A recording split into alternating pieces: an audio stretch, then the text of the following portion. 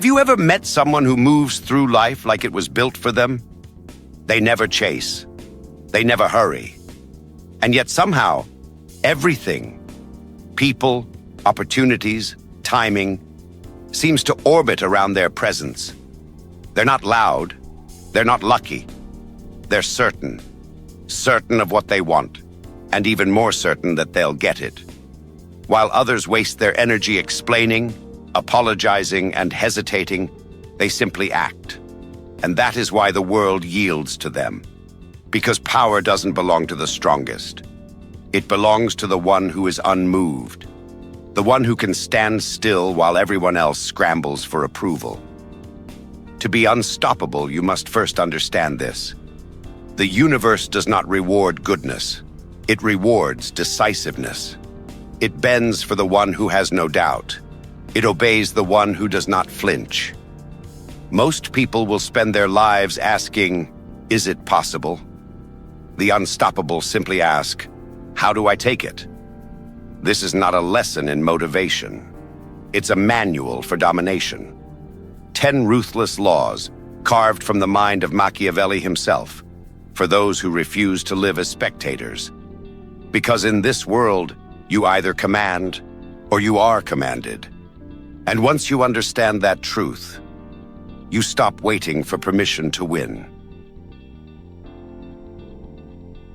Clarity is not a virtue. It's a weapon.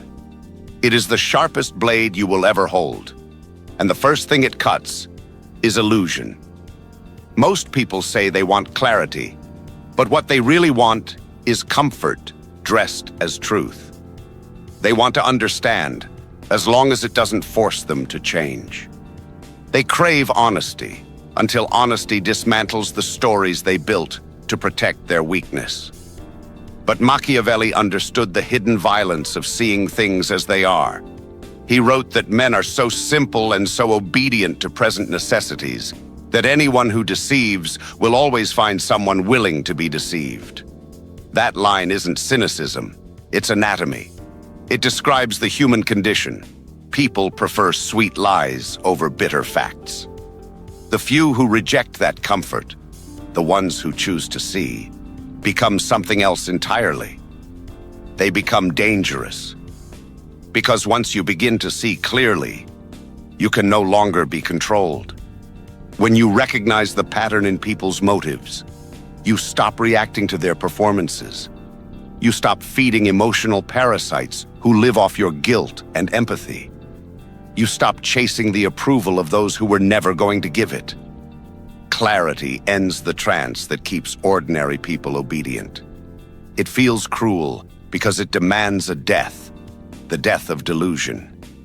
You begin to realize that half the promises you believed in were just negotiations in disguise. That loyalty often lasts only as long as usefulness does. That morality in the wrong hands becomes a leash. Most people can't face this. They prefer the fog because it's warm. But power lives in the cold, where every decision is made without distortion. The unstoppable know this. Clarity is the birthplace of control. When your perception is clean, you can cut through manipulation before it even begins. You stop answering questions designed to trap you. You start dictating the terms of every conversation. You move from defending to directing, from reacting to ruling. Notice the people who hold real influence. They don't speak much, and when they do, every word lands like a command. That isn't charisma, it's clarity. They know exactly what they want and exactly what they'll never tolerate. They waste no energy explaining, apologizing, or proving. To reach that level, you must perform a kind of emotional surgery. Cut the noise. Cut the opinions of those who haven't built anything. Cut the endless analysis that disguises fear as reflection. Clarity is not about seeing everything. It's about focusing on what matters. A blade doesn't need to touch the whole body. It needs to strike the artery. The same is true with your attention.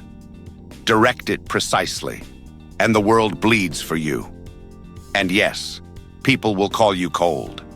They will say you've changed, that you've become distant, calculating. What they mean is that you've stopped letting them feed off your uncertainty. You've stopped being predictable, and the predictable are always prey. Do not apologize for your clarity.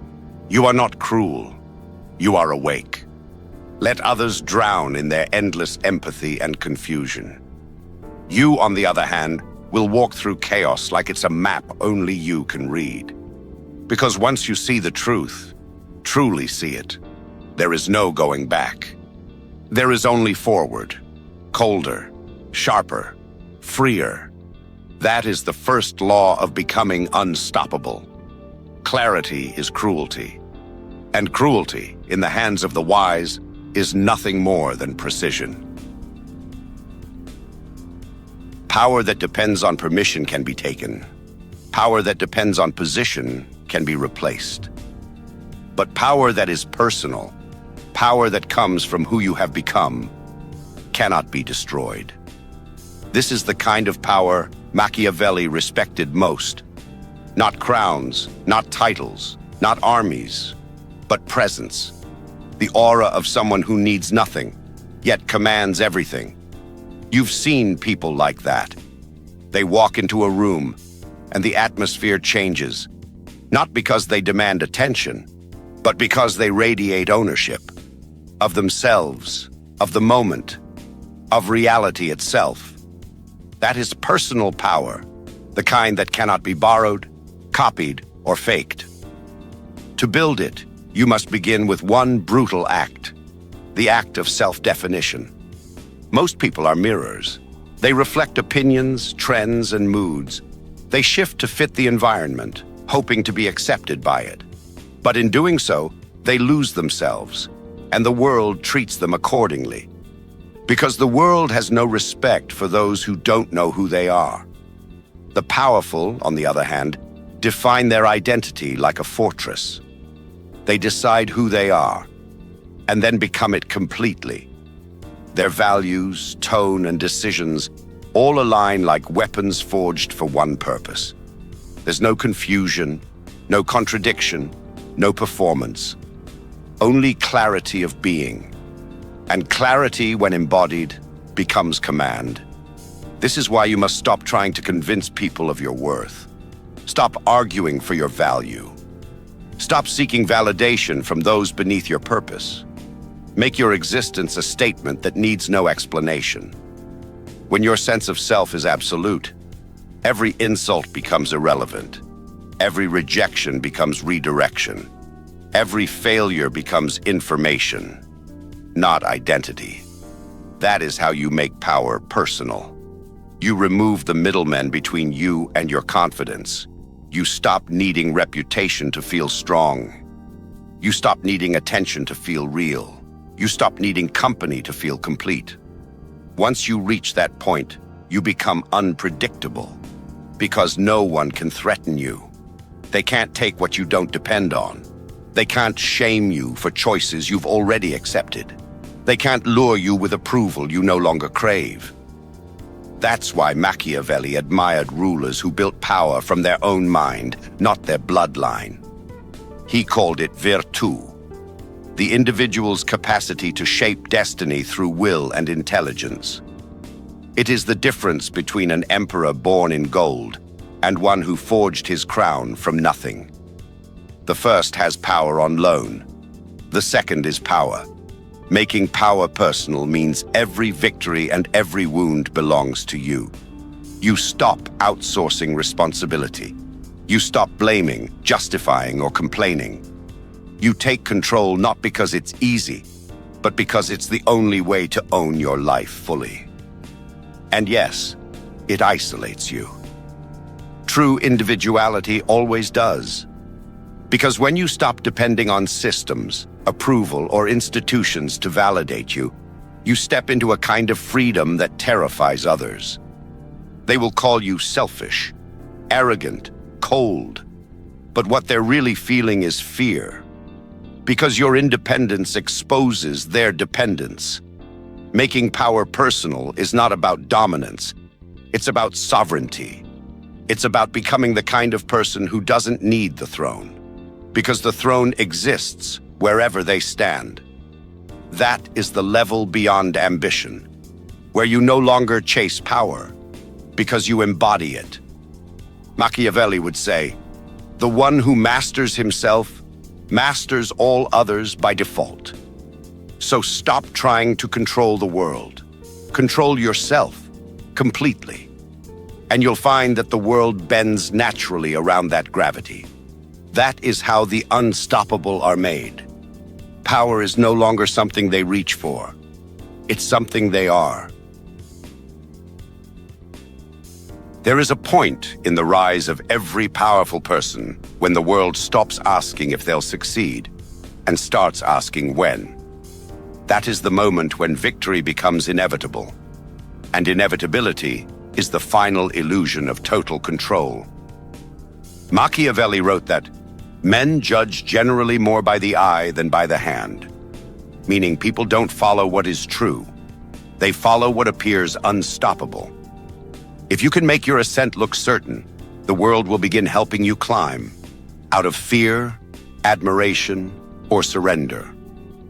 The aura of inevitability is not built by luck. It's built by consistency, restraint, and psychological warfare. You make progress in silence, but show it strategically.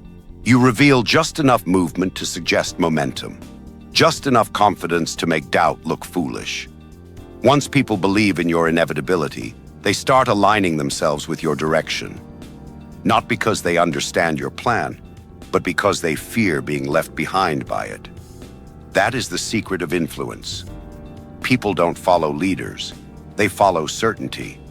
They attach themselves to those who appear chosen by destiny, those who seem guided by something larger than chance. To cultivate this aura, you must master the illusion of smooth inevitability. Even when you're struggling, you move as if your outcome is guaranteed. Even when you're uncertain, you project quiet assurance. You never appear desperate, defensive, or disoriented. Because once others sense panic, the spell breaks. Perception drives momentum. And momentum, once others start believing in it, becomes self-fulfilling. Your confidence infects them. Your calm convinces them. Your composure under pressure becomes evidence of something divine, something greater than mere effort. Machiavelli would call this the theater of power. It is not deceit, it is strategy. You shape the narrative before others can write it for you. Because in the court of public opinion, the appearance of strength is strength. Never reveal uncertainty publicly. Doubt is a luxury for private reflection, not for display. Let the world see you only in control, even when control feels like a whisper inside chaos. And never argue for your inevitability. Let your presence, your pace, and your precision speak it silently. The more you insist, the less they believe. The more you act like destiny, the more they accept it as truth. This is how kings, conquerors, and leaders create the illusion of divine right. They act as if their rise was written before their birth. And once people believe that, resistance feels like rebellion against fate itself. When you cultivate inevitability, you stop fighting for belief. The world begins to rationalize your victories for you. Every success becomes obvious. Every move, genius. Every risk, calculated. And soon, even your enemies start to hesitate. Because who wants to stand in the way of what cannot be stopped? But understand, inevitability is not arrogance. It's composure under uncertainty. It's persistence disguised as destiny. You earn it through relentless focus, through showing up when others quit, through patience when others panic. You don't need to convince the world that you'll win. You just need to make it impossible to imagine you won't. That's when reality starts to bend towards you. When doors open before you knock. When people begin rearranging themselves to accommodate your rise. At that point, power stops being a chase. it becomes gravity. Because when you move with the energy of inevitability, the world no longer resists you. It yields. Power is not always found in order. Sometimes it lives in controlled disorder, in chaos that obeys only you. The weak crave stability. They want predictability, comfort, and clear patterns. That's why they're easy to control. Once you know what calms them, what provokes them, what pleases them, you own them.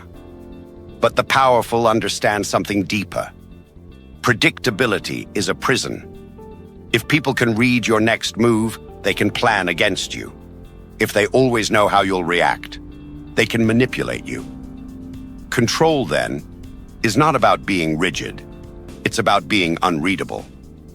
Machiavelli wrote that a ruler must learn to be both fox and lion, cunning and forceful, shifting between them at will.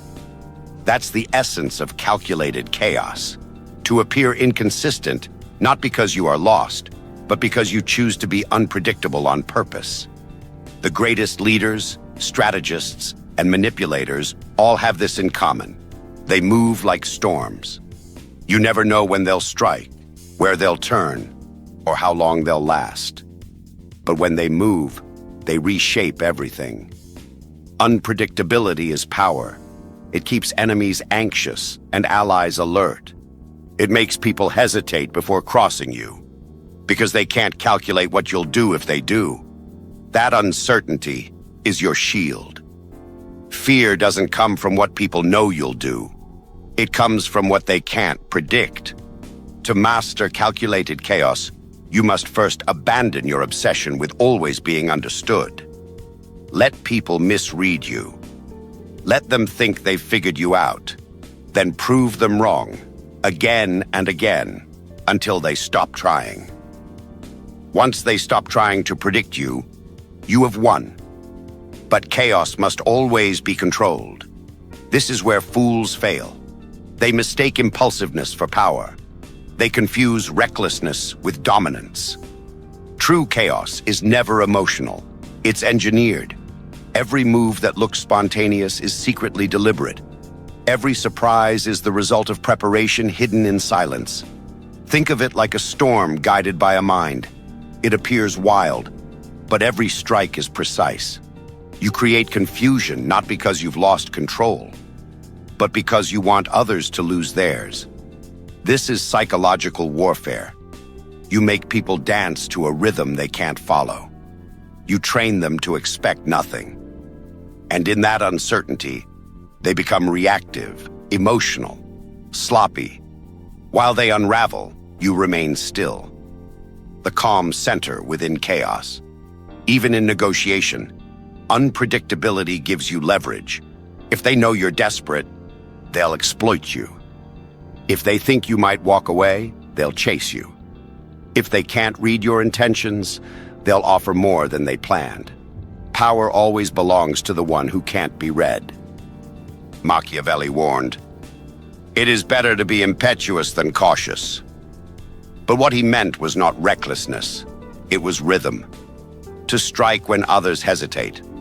To disrupt the timing of your opponents until every move they make serves you. The key is balance. Too much chaos, and you destroy your own structure. Too much order, and you become predictable prey.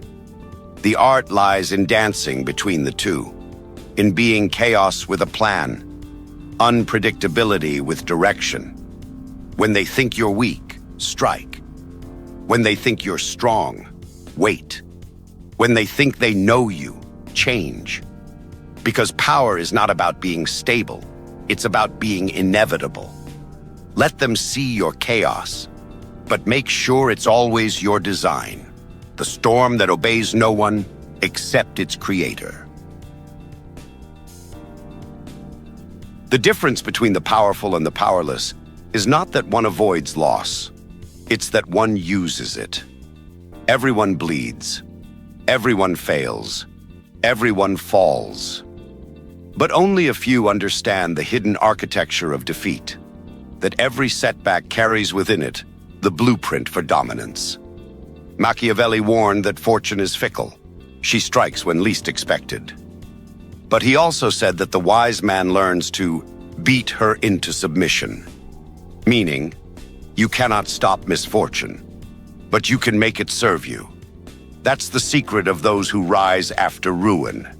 They do not waste time grieving over what happened. They dissect it. They analyze the failure like an assassin studying a target, calmly, without emotion, with surgical precision. Loss reveals your vulnerabilities faster than success ever could. It shows you where you were naive, distracted, unprepared. It is brutal feedback, written in pain. And those who can face it without pride or panic turn it into intelligence, into leverage. Because power is not built in moments of victory. It's built in moments of collapse. When you realize the world doesn't owe you safety, and you decide to build it yourself. When you lose, you have two choices. You can identify as the victim or the architect. The victim mourns what was taken. The architect studies how it was taken and designs a system so it never happens again. That's how empires are born from ashes, not by chance, by reconstruction. The unstoppable know this deeply. They never truly lose, because every failure feeds their evolution. They turn betrayal into information, rejection into refinement, pain into precision. Every insult becomes data. Every wound becomes armor. Every ending becomes a redirection toward something stronger. This is what it means to weaponize suffering. But to do this, you must first kill one illusion, the illusion of fairness. You must stop expecting life to reward your effort proportionally. You must stop equating goodness with protection. You must stop waiting for the world to apologize. Power begins when you accept that there will be no justice, only the advantage you extract from what happens. That's why Machiavelli admired those who thrived under pressure. He called it virtù, not virtue in the moral sense, but excellence under chaos. The ability to bend circumstance through intelligence and will. To look at disaster and say, good. Now I see what's real. Because when you lose everything unnecessary, you see everything essential. You see who stays, who betrays, who matters, who doesn't. You see what skills you lack and what illusions you clung to. You see yourself unfiltered, unprotected, pure. And from that, you can rebuild something indestructible. When pain becomes purpose, loss turns into leverage. Because every scar then carries information no victory could ever teach you. You start anticipating betrayal instead of being wounded by it. You start building strategies that survive chaos. You start thinking like Machiavelli, coldly, clearly, without sentimentality. And soon the world begins to notice. You no longer react. You calculate. You no longer fear loss. You use it. You no longer break under pressure. You sharpen. Because in the end, the unstoppable are not those who never fall. They are those who fall strategically. Every downfall becomes a map. Every failure becomes a foundation. Every humiliation becomes a seed of power planted in silence. That is how the wise conquer the inevitable. They turn tragedy into training. They make loss work for them. Machiavelli would call that true mastery, the ability to turn defeat into design and pain into power. The most dangerous kind of power isn't physical. It's psychological. It's not about force. It's about control through necessity. Machiavelli understood this better than anyone. He wrote that a wise ruler should always conduct himself so that his people cannot do without him. Dependency is the invisible chain of power. Once someone depends on you, for validation, for access, for stability, you own the rhythm of their mind. Dependency creates leverage, and leverage is the currency of control. Most people want to be liked. The powerful want to be needed, because being liked is fragile. It can change overnight. But being needed gives you permanence. It forces others to protect your position even when they resent you.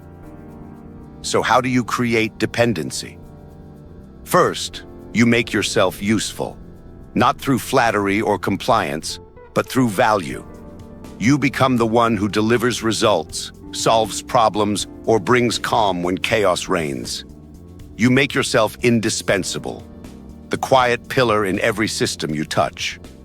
Once they rely on your strength, you withdraw, slightly, not completely, just enough to let them feel the vacuum.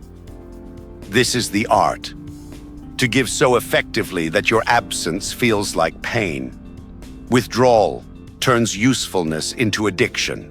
It reminds people that you are the source of stability, approval, access, or peace. And once they associate you with their comfort, they begin to protect your presence like a survival instinct. Machiavelli would call this possession through influence. It's not ownership in name. It's ownership in effect. You don't need to control people directly when they start controlling themselves to keep your favor. That is true power. The kind that requires no demand, no noise, no force. A single withdrawal achieves more than 1,000 commands. But here lies the art. You must balance between giving and vanishing. If you withdraw too soon, they detach. If you give too long, they take you for granted. The mastery lies in timing, knowing exactly when to disappear so that your absence grows your importance. Think of influence like oxygen. You let them breathe freely, then take a little away, not to suffocate them, but to remind them who provides the air. This is not cruelty, it's architecture. Every empire, every movement, every company is built on dependency. Power is not held by the majority. It's held by those the majority cannot function without. Even in personal relationships, this law reigns supreme. People chase those who make them feel something they can't create alone. They admire those who bring order to their chaos. They become addicted to those who understand their mind better than they do. Once you identify what others crave, security, admiration, direction, mystery, and you become its source, you hold silent authority over them. But never forget the second half of the law, withdrawal. Power decays when overexposed. If you're always available, you become expected. If you're always seen, you become ordinary. If you're always giving, they forget your value. So disappear strategically. Let them wonder. Let them miss your voice, your guidance, your energy. Let them remember that your presence is not guaranteed. When you return, they will treat you differently, with hesitation, respect, maybe even fear. Because now they know what life feels like without you. The weak depend on attention. The powerful make others depend on them. That's why kings could rule with silence. That's why Machiavelli's prince was untouchable. Not because he ruled through love or cruelty, but because the people's survival was tied to his existence. Create dependency, then withdraw, and watch how power begins to orbit you. Not because you demand it, but because the world can no longer move without you. Reality is not what is true. It is what people believe is true. The powerful have always understood this. Machiavelli wrote, "Everyone sees what you appear to be. Few experience what you really are." That is not cynicism. That is a law of human nature. People rarely look beyond appearances. They react to symbols, tone, confidence, and mystery more than to logic or fact. Control what they see, and you control how they act. Control how they act, and you control everything. The weak spend their lives trying to prove who they are. The powerful decide who they will be seen as, and never explain it. You can't control the world, but you can control the frame through which the world sees you. And once you master the frame, even lies begin to work like truth. Perception is the currency of influence. You could be brilliant, capable, even noble. But if your image communicates uncertainty, the world will treat you as uncertain. You could be cruel, selfish, or manipulative. But if your image communicates strength and direction, the world will follow. That is why power begins not with action, but with presentation. The way you speak, the way you stand, the silence you maintain. These are not details. They are architecture. They build the invisible palace of your reputation. Understand this. Perception is not decoration. It is armor. Every ruler, every leader, every conqueror wears it. They construct their myth carefully. A balance between fear and admiration. People must never fully understand you. They must sense there is more than what you reveal. Because curiosity breeds influence. Control perception through 3 weapons: mystery, consistency, and projection. Mystery keeps others chasing clarity. When they can't predict you, they invest energy trying to. Their focus shifts from their power to yours, and in that shift, they become followers. Consistency gives your myth weight. Say little, but make every word and act align. Repetition turns performance into identity. If you act like a leader long enough, people stop questioning it. They believe it. And projection, the ability to radiate confidence even when uncertain, is the final art. The mind cannot distinguish fully between appearance and reality. If you look sure, you become sure. People will lend you their belief until it turns into your momentum. This is why you must never expose your chaos publicly. Never bleed in front of the crowd. Let your mistakes happen in private, your rebuilding in silence, and your reappearance in glory. The world respects results, not explanations. You are not required to be real with everyone. You are required to be strategic. Because transparency is not strength, it's surrender. Those who show everything lose everything. To control perception is to write your own myth. It is to become a symbol, not a personality. Symbols cannot be argued with. They are obeyed, loved, or feared. And once you reach that level, you no longer chase opportunities. They orbit you. Understand this deeply. People will always project stories onto you. Your only choice is whether you let them write those stories, or you write them yourself. That is the essence of command. To decide not only how the world treats you, but why. Because whoever controls perception controls reaction. And whoever controls reaction controls reality itself. Emotion is the easiest way to control a human being. That's why the world is full of people who know how to provoke it. They don't need power, money, or truth. They just need to make you feel. Once you react, you lose clarity. Once you lose clarity, you can be led anywhere. This is how most people live, constantly manipulated by feelings they never questioned. They love when they should analyze. They panic when they should plan. They argue when they should observe. And by the time they realize it, they've already surrendered their power. Machiavelli knew this well. He wrote, "Men are driven by 2 principal impulses, either by love or by fear. The wise man uses both, but never becomes a slave to either. He understands emotion as a weapon, not a weakness. Detachment is not coldness, it's control. It's the ability to stand inside a storm and never let the storm touch your center. When you are detached, you can think while others drown in panic. You can speak softly while others scream for validation. You can see the entire chessboard while everyone else is busy reacting to one move. Emotion blinds judgment. It makes you exaggerate small threats, trust the wrong people, and defend illusions. That's why the powerful are never impulsive.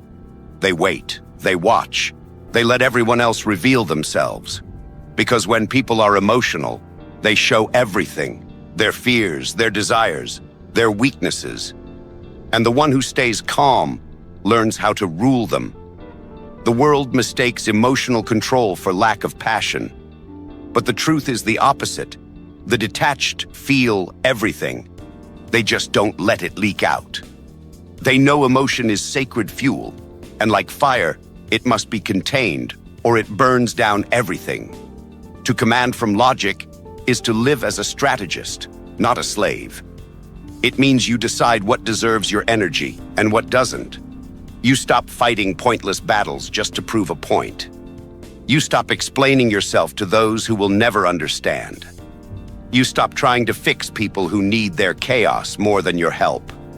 Logic gives you the highest form of freedom, the ability to choose your response.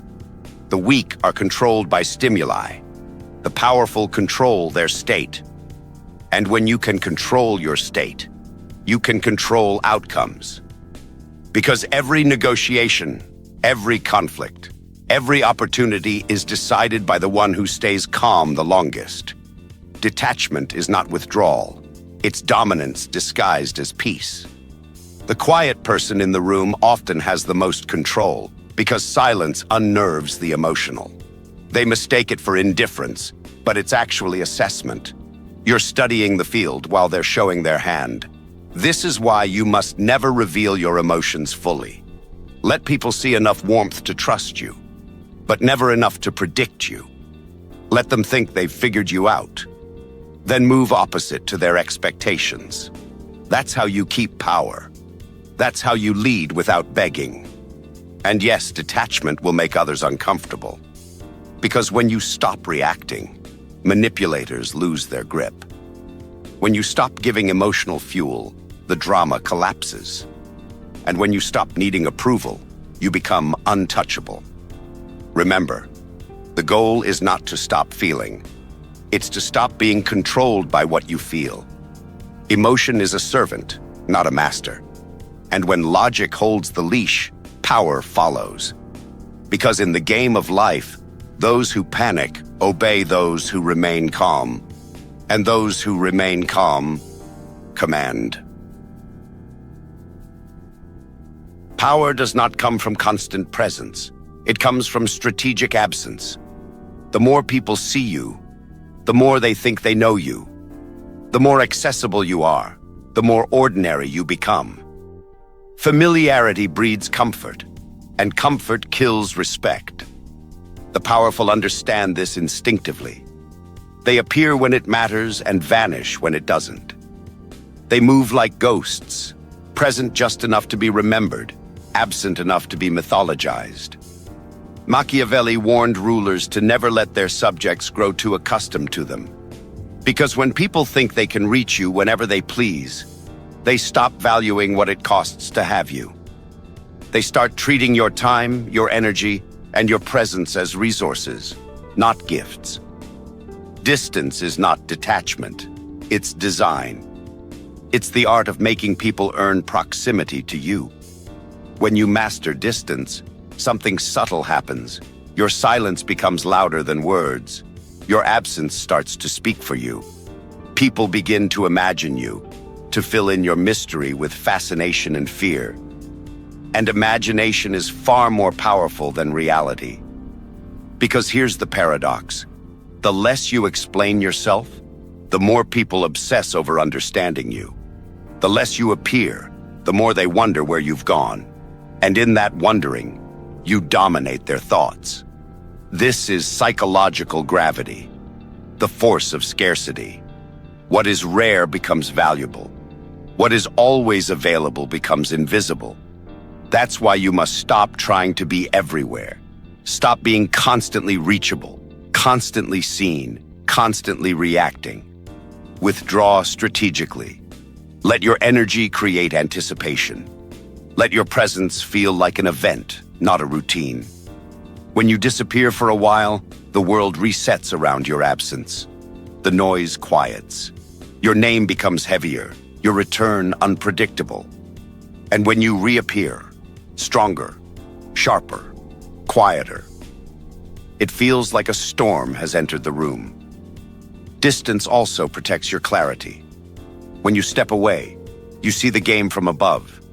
You recognize who is genuine and who only thrives when you're available to use. You discover which relationships are rooted in respect and which depend on your convenience.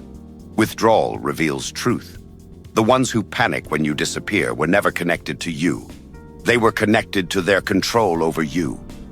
The ones who remain patient, who still respect you in silence, those are your allies. Everyone else was a leash. Machiavelli would call this the politics of presence, knowing when to show your face and when to make absence your authority. Because when people can't access you easily, they start to idealize you. And idealization always precedes obedience. Even in warfare, the greatest generals understand the power of retreat. Stepping back is not surrender. It's the gathering of force. Every conqueror knows. You can't strike effectively if you're surrounded by noise. Distance is where you sharpen the blade. So, become less available. Let people wait for your attention. Let them earn your response. And when they finally get it, make it precise, calculated, unforgettable. Because distance doesn't make you cold, it makes you commanding. The ones who need constant attention fade into background noise. The ones who master distance become legends. Remember, scarcity builds reverence. The sun disappears each night. And that's exactly why the world worships its return. So withdraw, observe, let them wonder. And when you choose to reappear, make it impossible to forget. That is how the unstoppable control the rhythm of power. Not through noise, but through strategic silence. The moment you think you've arrived, you begin to rot. Every empire that ever collapsed, every king who lost his throne, every genius who faded into obscurity, all fell for the same illusion, that the climb was over. But the powerful know, the climb never ends. Because power is not a possession, it's a pulse. It must be fed, refined, and reinvented, or it dies. Machiavelli warned rulers that fortune destroys those who stand still. He said that when the world changes and a man refuses to adapt, he becomes his own downfall. To survive, you must stay fluid, unpredictable, even to yourself. Evolution is the final weapon of power. It is how you outlast envy, betrayal, time, and even your own legend. The unstoppable never settle into a version of themselves. They outgrow it, again and again, until even their past fears cannot recognize them. The masses cling to identity like armor. They say, "This is who I am," as if that phrase will protect them. But what they call identity is often just habit, a prison built from yesterday's choices. The powerful destroy that prison regularly. They break their own patterns before the world can. They reinvent their appearance, their methods, their mindset. Not because they are lost, but because they refuse to be found. To evolve is to remain untouchable. Once people think they understand you, they begin to predict you. And once they can predict you, they can control you. Change kills that control. This is why evolution feels like betrayal to those who stay behind. When you grow, you stop fitting into the illusions that others built around you. They'll call you arrogant, distant, ungrateful, because your transformation threatens their stability. But the unstoppable don't owe anyone the version of themselves that feels safe to others. They understand that progress demands isolation, criticism, and reinvention, and they accept that with quiet precision. Machiavelli would call this self-preservation through transformation, the art of shedding the skin before it hardens. It is not about chasing trends or pretending to be new. It's about adjusting your form while keeping your core intact. Like a serpent, cold and calm, always shedding what no longer serves. Evolution is not chaos. It's strategy disguised as rebirth. It allows you to remain many steps ahead of those who cling to yesterday's rules. While they try to master what you used to be, you're already becoming something else. This is the final law of the unstoppable. Never arrive. Keep moving. Keep learning. Keep mutating your edge. The moment they think they've understood you, change again. Because permanence is death and transformation is power. Let them chase your shadow while you rewrite yourself in silence. Let them argue about who you are while you build who you'll become next. Let them fear your evolution, because fear is respect in disguise. And one day they'll realize the truth. You were never one person. You were an entire evolution disguised as a single name. That is what it means to be unstoppable, to conquer not once, but forever. If this philosophy spoke to you, if you felt that quiet burn of awakening while listening, then remember, this isn't motivation, it's transformation. So stay sharp, stay cold, stay evolving. And if you're ready to rise above the ordinary, subscribe, not to this channel, but to your own higher self. Because this is just the beginning.